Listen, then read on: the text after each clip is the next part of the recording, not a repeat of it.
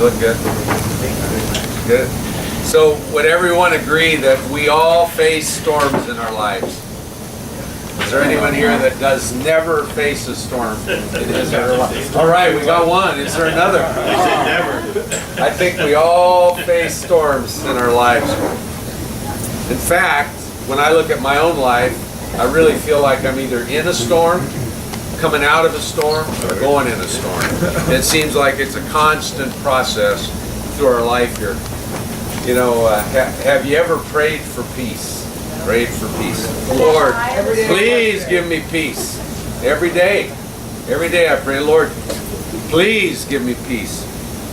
So if Jesus is the Prince of Peace, as we're told he is in Isaiah 9:6, why does it seem like the peace never comes? So I say it again, if Jesus is the Prince of Peace, why does it seem that the peace never comes? So tonight we're going to explore that question a little bit to see if we can get our arms around it. The text we're going to be in tonight is in the Gospel of Mark, chapter 4, verses 35 to 41. I'm going to read through it, give a little background and context, and then we'll drill down into the verses and see what Jesus has to say to us about peace. So verse 35, chapter 4 of Mark. On that day, when evening came, he said to them, "Let us go over to the other side." Leaving the crowd, they took him along with them in the boat, just as he was, and other boats were with him. And there arose a fierce gale of wind, and the waves were breaking over the boat so much that the boat was already filling up. Jesus himself was in the stern, asleep on the cushion. And they woke him and said to him, "Teacher, do you not care that we are perishing?"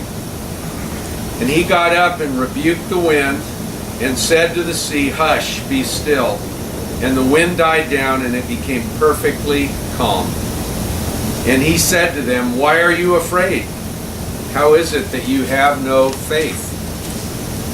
They became very much afraid and said to one another, "Who then is this that even the wind and the sea obey him?" So there are actually two stories in the Gospels that are similar. In one, they both involve disciples in a boat, in a storm on the Sea of Galilee. One involves this, and the other involves Jesus walking on the water and Peter getting out of the boat. So there are actually two different stories emphasizing different aspects of an issue. So before we get into the text verse by verse, I want to give some background. I want to start by telling you a little bit about Mark. Mark was the son of a wealthy mother, lived in Jerusalem, and was probably a young kid when Jesus' public ministry was being carried out. In fact, in the Gospel of Mark, he writes a strange verse in chapter 14 that surrounds the evening that Jesus was in the Garden of Gethsemane and the soldiers came to get him. Mark is the only gospel writer that mentions the young boy that was witnessing this, that basically was chased and got away. And there are many that believe that Mark was actually writing about himself. So he was a young boy, somewhat an eyewitness to Jesus' ministry, but this occurred before he was an adult. So Mark, because he wasn't a constant eyewitness, as were Matthew, John, he received much of the content of his gospel from Peter. And he also accompanied Paul on his first missionary journey. So he definitely had been around the block a few times and was qualified to write this gospel, which was written about 25 years after the crucifixion and resurrection of Jesus, written between AD 55 and 59. Now, the other thing that's interesting about the Gospel of Mark is that it's written for Gentile believers. It's not written to the Jewish population. And his focus were actually Gentile Romans who were converting, or in the process of converting to Christianity. And the thing that's different about Mark is you have no genealogies in it. There's very little attention given to the different Jewish sects, the Pharisees, the scribes. There are the fewest references in all the Gospels to the Old Testament, so he doesn't really pay a lot of attention to that. He focuses more on what Jesus did than on what he said, so it's a gospel of action. And the term immediately is peppered throughout the entire gospel, so it's a gospel of action. And interestingly, he used more Latin words in his gospel. There really weren't Latin words used in the others, but because he was writing to a Roman audience, he substituted Latin words for the Greek and Aramaic words that appear in the other Gospels. So, although it's one of the synoptic Gospels, Matthew, Mark, and Luke, that view Jesus' life from a similar perspective, it's really very different than Matthew and Luke in the respects that I just mentioned. Because Mark tailored his presentation so that it would be relevant to the people who are hearing it. It's a good lesson, I think, that we should all learn. As we're out ministering in the world, I think we should all learn that our ministries should be relevant to our audience. I think Paul was a master of that, and he actually wrote a few verses giving himself away in 1 Corinthians 9:20 through 23. What he said is, "To the Jews I became as a Jew, so that I might win Jews. To those who are under the law, as under the law, though not being myself under the law, so that I might win those who are under the law. To those who are without law, as without law, though not being without law of God, but under the law of Christ, so that I might win those who are without law. To the weak I became weak, that I might win the weak. I've become all things to all men, so that I may by all means save some. I do all things for the sake of the gospel, so that I may become a fellow partaker of it." So this is really what Mark was doing. He was tailoring his gospel to be relevant to the people that were receiving his gospel. And so when you go back and think, no genealogies, the Romans wouldn't have known anything about genealogies. He ditches it. No preoccupation with the scribes and the Pharisees to the extent in the other gospels, because it wouldn't have meant anything to the Roman hearer. Fewer references to the Old Testament, because the Romans wouldn't have cared about the Old Testament. So he was tailoring this to the reader. So now with that, let's go through it verse by verse. There's some very cool things in this passage that I want to point out as we go through it. So verse 35, "On that day, when evening came, he said to them, 'Let us go over to the other side.'" It was seemingly a long day. In fact, when you read back, this is in chapter 4 of Mark, when you go back to chapter 2 of Mark, that's where the day started. So in those chapters, Mark reviews just what kind of day Jesus had. It started in Capernaum, which was his headquarters. Capernaum is at the north end of the Sea of Galilee. He healed a paralytic. He healed a cripple. He called his 12 apostles on that day. He taught directly and through parables that day. His mother and brothers came to take him away because they thought he had lost his mind. And at the end of that long day, he was beat. So he said, "Let us go over to the other side." Now, chapter 5 would tell us that the other side is what was known as the land of the Gerasenes. It was on the east side of the Sea of Galilee. It was a pagan area. And interestingly, today it's the Golan Heights, about 2/3 of which is controlled by Israel, and about 1/3 of which is controlled by Syria. So it's a zone of conflict today. It was a pagan area then, and Jesus wanted to go there to get some rest. He was a glutton for punishment, for sure. So leaving the crowd, they took him along with them in the boat just as he was, and other boats were with him. Have you ever had enough of people and said, "Get me out of here. I've had too much. Why do I have to love these people?" That was what Jesus was saying then. He was saying, "Get me out of here. Let's go to the other side." He had had enough for the day. It's interesting, in verse 36, it says the disciples took him along with them in the boat just as he was. just as he was. He was utterly exhausted. So I have this vision of them just kind of carrying him into the boat because he was wiped out after this long day of ministering to people. Now, I think another important point about this is that Mark in this passage, I think, really emphasizes the humanity of Jesus. You know, Jesus, the mystery of Jesus is that he was fully God, and yet he was fully man. And here, Mark is illustrating the humanity of Jesus, being exhausted after a long day of ministry. And then finally in verse 36, there's the strange phrase, and other boats were with him. I've always wondered what that's all about. And I have this belief that God never engages in idle acts. Everything that's in here is here for a reason. So I did some thinking and digging to try to figure that out, because the other boats aren't ever mentioned again. They're only mentioned at the beginning of this journey. And so why are they mentioned at all? So as we go further into the story, we'll see that the theme of this passage is fear and faith. Fear and faith. And we'll see as we go through the remaining verses how the disciples, the occupants of that boat, were scared to death and probably thought that they were the only ones that had ever been subjected to a harrowing experience like the one they were subjected to. But the other boats were with them. The other boats were with them. And that's a lot like us. When we're scared, when we're feeling fear, we feel like we're the only ones in the world that are experiencing this.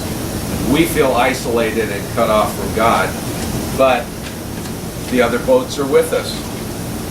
We should remember in those times of fear that we're not alone. The stormy sea that we're on, others are traveling on that sea as well. So now we move to verse 37.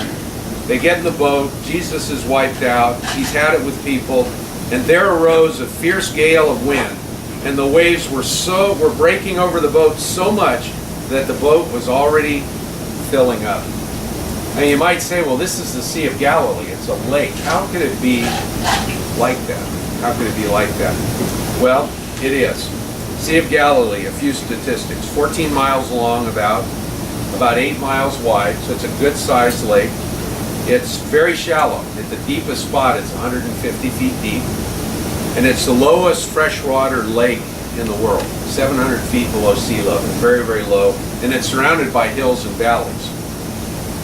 The valleys act as wind tunnels, and the winds come down from the mountains, Mount Hermon principally, and they rush through the valleys, and the valleys serve as wind tunnels. So by the time the wind hits the Sea of Galilee, it creates these sudden fierce storms that just come out of nowhere. And in fact, in verse 37, the Greek word for fierce gale of wind is seismos, which is the root for our word seismic. So it's like explosive. That's how the winds are on the Sea of Galilee. So this gale was so fierce that verse 37 tells us that the boat was filling up with water. So here are these disciples in the boat's filling with water, they're being whipped around by the storms, the wind, the rain, and Jesus is asleep. So it makes me question why Jesus used this setting to teach his disciples this object lesson. I think it was because he was using nature, which he created, to teach them a lesson about fear.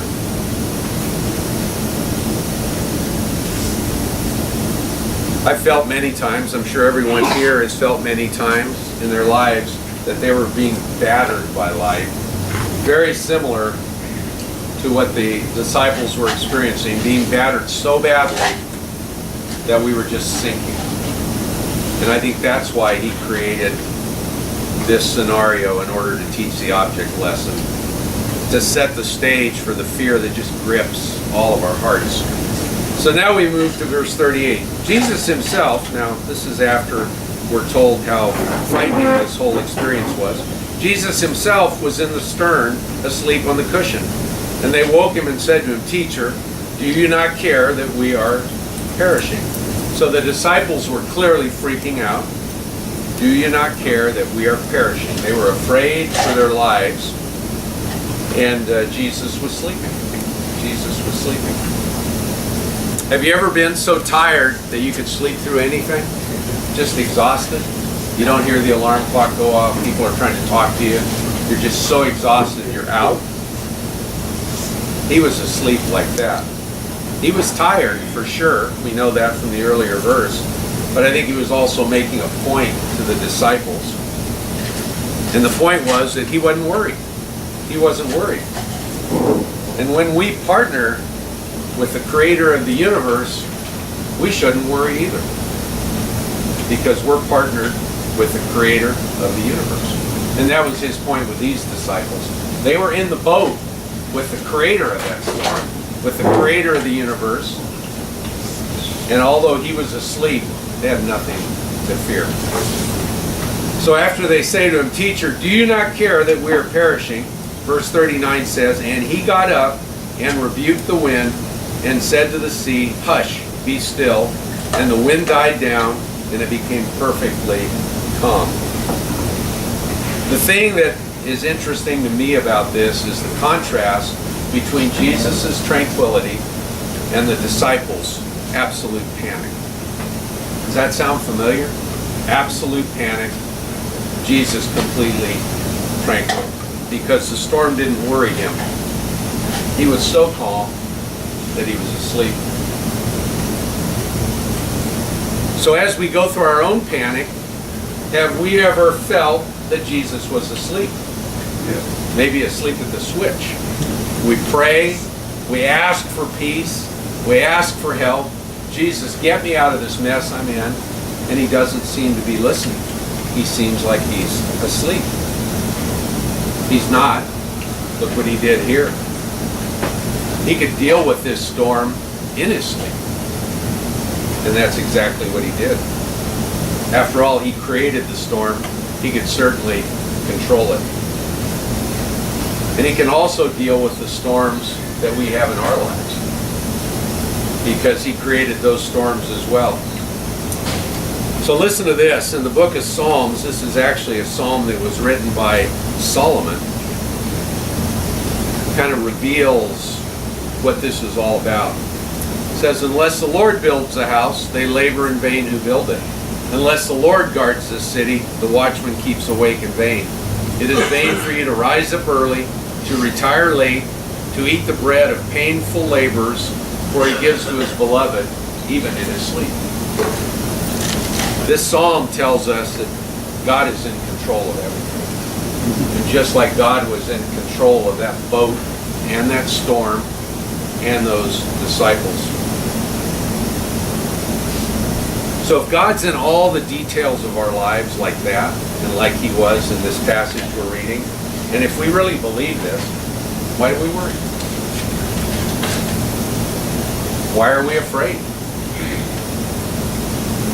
He asked the same question to the disciples.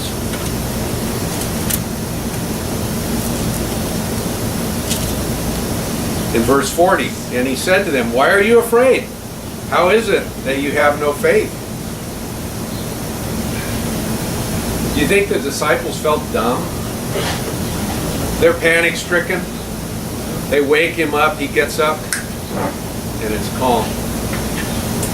Have you ever felt dumb? When you have had a storm in your life that God has taken care of? I have. So many times I've said, that seems so bad. But it's funny, these things always seem to work out. It's not dumb luck. It's God in all the details of our lives. And I feel kind of dumb when I do that. I feel like, when am I going to learn? When am I going to learn to trust him? And that lasts a couple of hours, and then I revert back to my old tendencies of being fearful about the storms in my life. So why is it that we act this way? Why is it that we never learn this lesson? And I think, as usual, Jesus put his finger right on it here. How is it that you have no faith? How is it that you have no faith? Because it all comes down to faith. It all comes down to faith. Moving on to verse 41, the final verse. They became, after this little lesson, they became very much afraid and said to one another, "Who then is this that even the wind and the sea obey him?" This is kind of a remarkable verse to me, because these guys are Jesus' own disciples. They traveled with him, they lived with him, they saw him work miracles, and they said, "Who then is this that even the wind and the sea obey him?" Didn't these guys get the memo? Or were they just stupid? He was God. He could do anything. I don't think Jesus gave us verse 41 to show that the disciples were stupid. And I don't think he gives us verse 41 to prove somehow that we're stupid.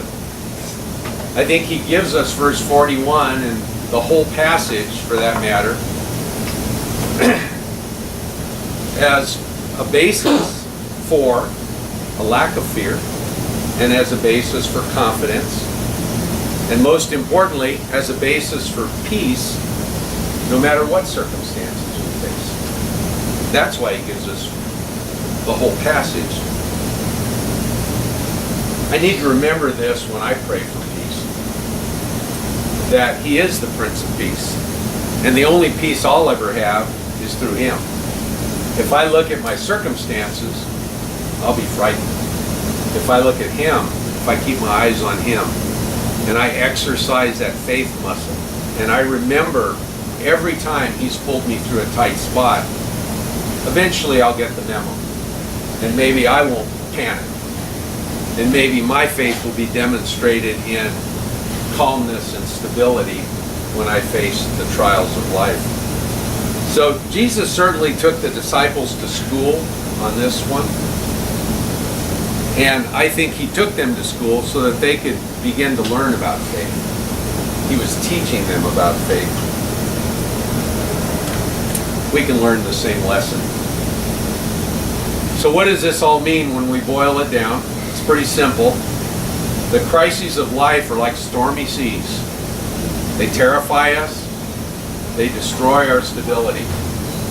When I read this, in like 2 seconds, I would have been throwing up from nausea. I get seasick, and not only would I have been throwing up, but I would have been scared to death. And that's fear. And that's the crises of life that terrify us and destroy our stability.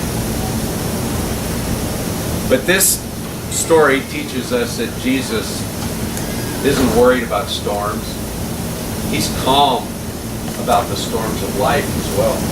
When I'm panic-stricken, he's not panic-stricken. He's calm. So calm that he may seem asleep. So the not-so-obvious lesson here, the obvious lesson is Jesus, creator of the universe, master over nature, the wind, the storms, etc.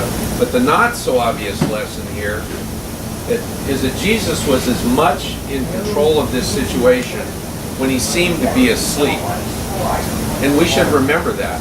He was as much in control of this situation when he seemed to be asleep. And the next time we're on the verge of panic and we don't think he's listening to us, we should remember that. I don't know about you, but I take comfort in knowing that Jesus isn't afraid and that he never gets depressed. And even if he doesn't wake up and quiet the storm that I'm rolling through at the moment, I'm still safe with him. I'm still safe with him. And when he does quiet the storm, he says to me quietly, "Why are you afraid? How is it that you have no faith?" So the big point in this story is that we need to all have more faith. And we need to have that faith, and we should have that faith, because the master of the universe is in the boat with us. He's in the detail of our lives. He never leaves.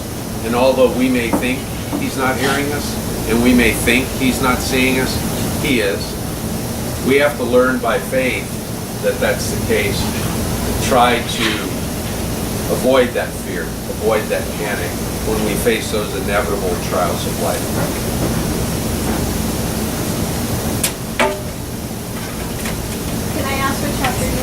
4. Yeah, sorry. Sorry, 4. Hey Mark, I have a question. This seems to be like a situation that came upon them, but sometimes we do things where we create the storm ourselves. Yeah. Do you see, how do you speak to that out of this text? Why? I think he used, yeah, good question. My reactive response is that, he's omniscient, he knows everything, and when we create the storm in our life, we're learning a lesson from that too. And he's with us even when we create that storm. It's a good point though. I don't feel like he abandons us just because we're the ones that created the storm. Because I think probably most of the storms in our lives we create. What you said too, it would be like, because when we create our own storms, it's like we're just getting all so panicky and fear is just coming up with the things that should be afraid of. So it's learning about his peace. Oh, we try to teach us about his peace. And helping us, don't be so, panicky here over this situation. You just calm down. I'll help you through this, whatever, trying to help you learn to calm down. I think that's really right. I think it's really right. To me, a good measuring stick of it in our lives is when we do face a difficult situation, do we just flip out or do we just kind of lean into it and just get through it? And I think as our faith grows, we won't flip out as much. I'm kind of still in the flip out stage, but I look forward to leaning into it and being more at peace during these difficult times. Okay, so about a year ago, I went to visit my daughter on her birthday. And things happen, teenagers are what they are. Although I went to LA just because of her birthday, although sacrificed some other things, she didn't show up, and I get a nervous breakdown. And I was thinking about everything at that moment. Then I called my friend that I rescued 2 years ago from the Penn Station when she needed help. She came over there just for 5 minutes. And then a month after that, I'm almost to be on the street. Some problems with a friend who was my landlord. And out of nowhere, the guy that I met in a bus, that we talked in a Starbucks coffee, he said, okay, my friend has a place. To make the story short, I am living there and she got to meet my daughter. So the Jesus always finds a way. And I'm here. Exactly. Divine providence in our lives. And there was a storm, and now my friend is in that storm in Galveston, who helped me. And and we don't know what's going on with her. We hope that she's okay, because it's a terrible storm. And she moved from LA to Galveston. So it's like, it comes, those storms sometimes come to you, and then comes to your best friend, and then another best friend is in a storm, and it always goes from the peace to the storm. Always.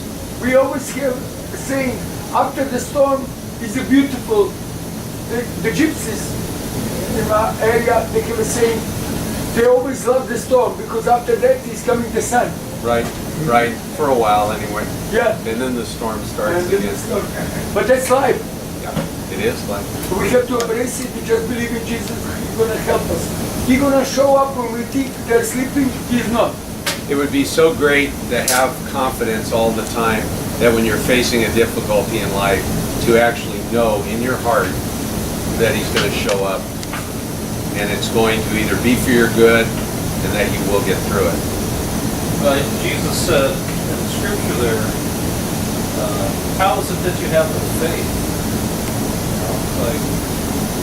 As if you should have it, Yeah, right? But faith is a gift. A gift doesn't do any good if you don't open it up, unwrap it, and start using it. yeah, So Corinthians 12 talks about the gifts of the Spirit. One of the gifts is faith. So you got to exercise what God's already given you. Not that you have to whip it up within yourself. right. We don't believe because we believe because God put that gift in us. Right. So we to exercise. We have to exercise it. I think it's just like a muscle. You have to exercise your faith. Yes. Yes. Well, it's sufficient, it's belief precedes manifestation. It's believe it to be true in order for it to become physical and form. I'm sorry, I didn't hear you. In Sufism, which is a religious sect within the Muslim religion, but it's a universal religion. Uh-huh. All of them. It's belief precedes manifestation. You must believe it before it can manifest into physical form. So you must believe Jesus is God in order for it to It's manifest. the essence of faith. Yeah. It is. Mark? Leslie. So, the Bible also says faith comes by hearing the word of God. And something that was just so kind of a little sort of tying into my brain right now, but like, I think this is such a cool illustration for us on how Jesus wants us to react to fear. Because fear, like, and he showed us in a very like temporal state. Like he showed us with an actual physical storm. But most of the storms are not physical, they're mental.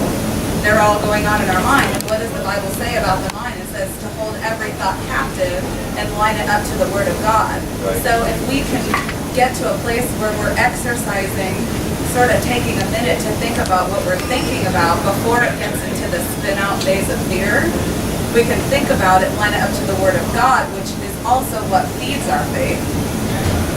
Then that gives us the extra power and authority to do what he did, which was basically just rebuke that thing. I mean, he showed us in a physical form by actually just rebuking the storm and telling it to go. But most of the time we're not rebuking tornadoes. I mean, I've seen that, but you know, most of the time we're having to tell the fear to go, or the lack of hope, or you know, whatever the enemy's barreling at us that produces all of that fear in our lives. And most of that is produced by the enemy. Yeah. Ephesians 6. You know, our struggle is not against flesh and blood. Hey, Mark, two things. First of all, I didn't mean to be frivolous when I'm raising my hand again. Talk louder. I'm sorry, I have had a lot of sports in my life. The worst being when I hit rock bottom in Buffalo, a lot of Gatorade. And, you know, I tried to kill myself when I couldn't find anywhere to get help. And, you know, I didn't have any. I never had any here. I was 8 years. And I lost all hope, and I didn't see any other options. The good news is, you know, it's my first try, so I failed it, here I am.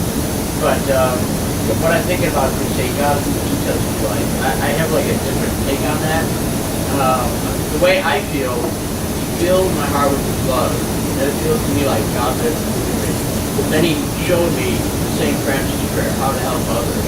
So it feels to me like He gave me faith in His love, and then He charged me with this instruction book on how to go out and help others. That's how I read it.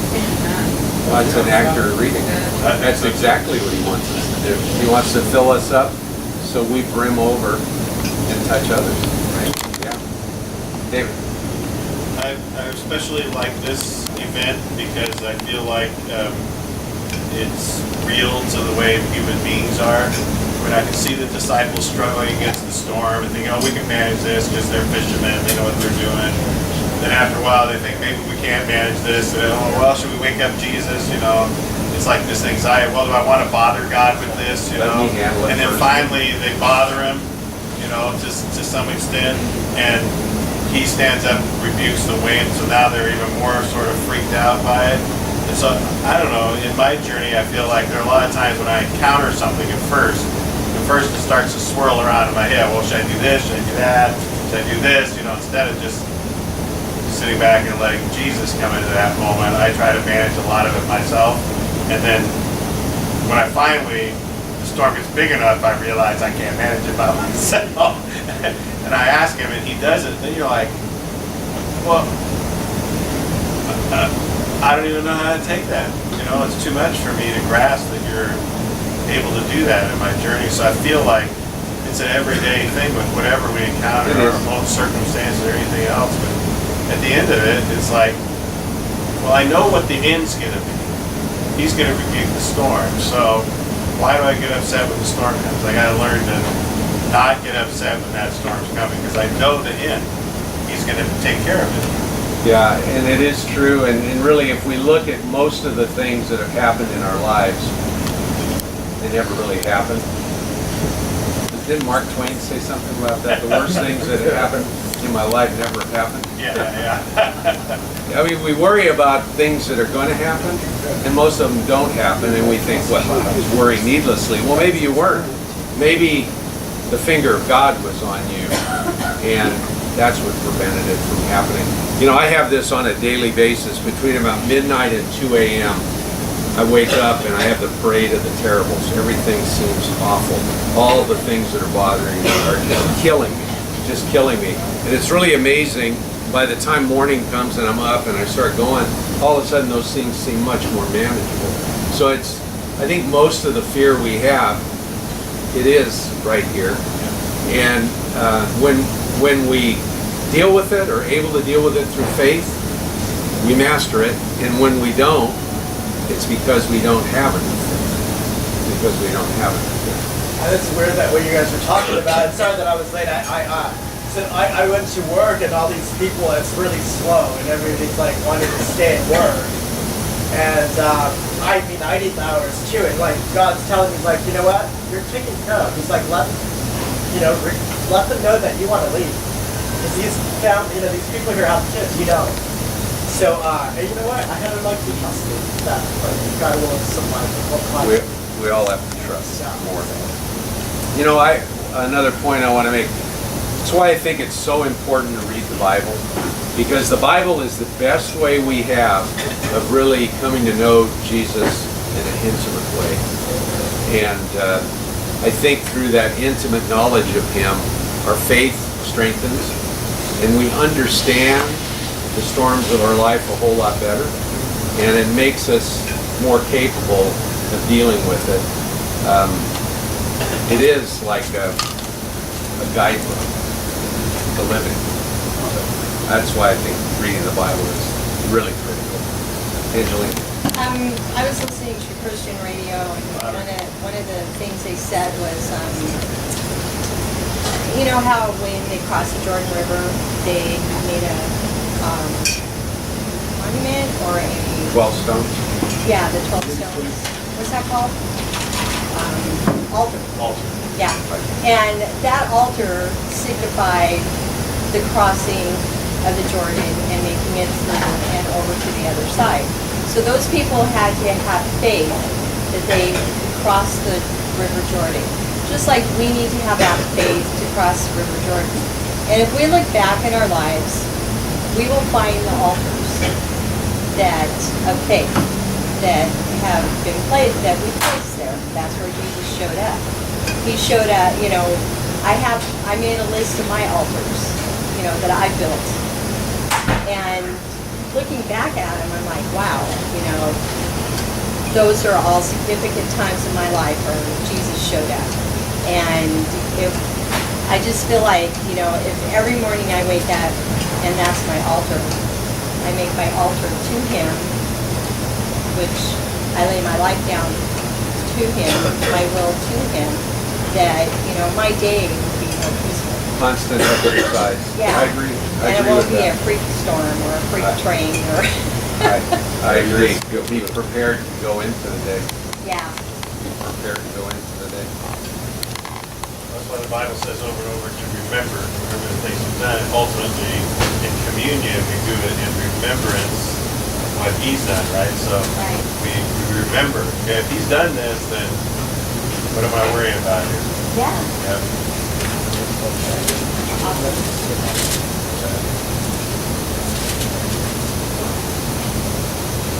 Any final questions, comments? Thank you. Sometimes you become stronger by helping the other people. Sure. Amen to I that. agree with that. Yes. I was just wondering if FARM is an acronym? Farm? No, What does FARM mean? just farm, Just farm? because everything comes farm fresh. Thanks. Yeah, you're welcome. You're welcome. All right. There's I'm going to finish up. There's a very short passage in the book of Isaiah that says, when you pass through the waters, I will be with you, and through the rivers, they will not overflow you. Right up. When you walk through the fire, you will not be scorched, nor will the flame burn you. For I am the Lord your God, the Holy One of Israel, your Savior. And that just encapsulates that concept. He does walk through the water with us. He does walk through the fire with us. And we don't drown and we don't get burned, because I am the Lord your God, the Holy One of Israel, our Savior. Awesome.